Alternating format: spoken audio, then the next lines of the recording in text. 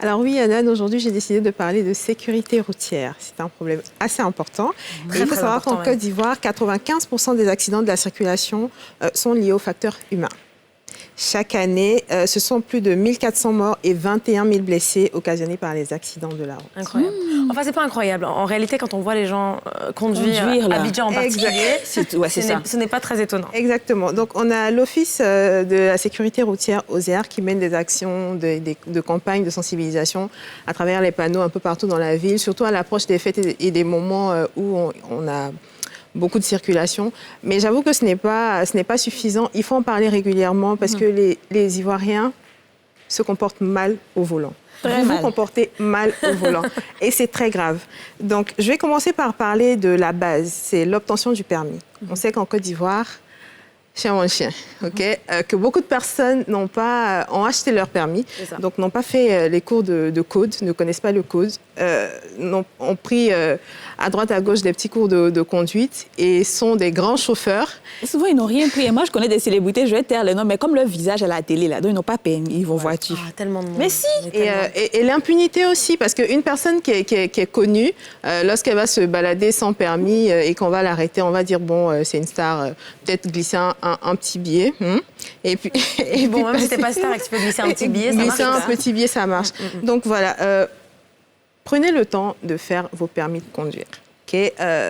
Si il y a quelque temps, il y a eu une jeune fille, une miss, je crois, qui a cogné une personne et qui s'est retrouvée à la MACA parce qu'elle n'avait pas de permis. Et c'est une copine à elle qui lui avait passé sa voiture. Donc c'est pas parce que quelqu'un vous dit avoir la main qu'il faut lui donner votre voiture ou qu'il faut simplement prendre le volant. Le deuxième point que je voudrais aborder, c'est le non-respect des quoi? Panneaux de signalisation. Ah oui, c'est vrai. Le non-respect des panneaux de signalisation et de tout ce qui entraîne la bonne conduite. Donc, le port de ceinture de sécurité, de respecter les limitations de vitesse, ne pas conduire sous l'effet de l'alcool ou toute autre substance illicite, ne pas téléphoner au volant. Mais ça, c'est comme...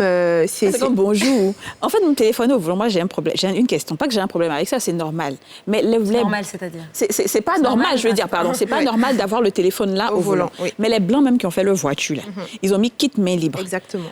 Pour ça. Donc, ça veut dire que tu peux parler directement avec... Moi, le policier... Comme si tout le monde avait une voiture avec Non, j'explique. En fait, je viens à ma question, C'est que la fois dernière, le policier m'arrête. Il me dit que c'est pas normal que j'utilise mon kit main libre. Je dis, mais le téléphone n'est pas dans ma main. Je suis en train de parler, le son sort de ma voiture. Il dit que non, il a fait son téléphone. On a discuté. Il dit, voilà l'article qui est là. Kit main libre interdit.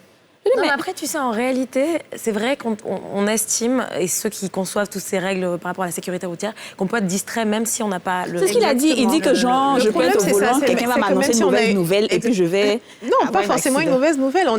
Quand tu parles à quelqu'un, tu es concentré sur ce que la personne te dit et moins concentré sur la route. Être moins alerte. Donc, il faut tout simplement arrêter. Je sais que c'est très difficile, mais il faut arrêter. On est tous concernés. Voilà, il faut arrêter de parler au volant. Et le troisième point, c'est la courtoisie. Ouais. Voilà. Vraiment, les Ivoiriens, je sais pas. C'est quelque chose qui te touche. Ça me touche. Mais c'est vrai, tu as raison. Ils sont trop agressifs. Parce que, exactement.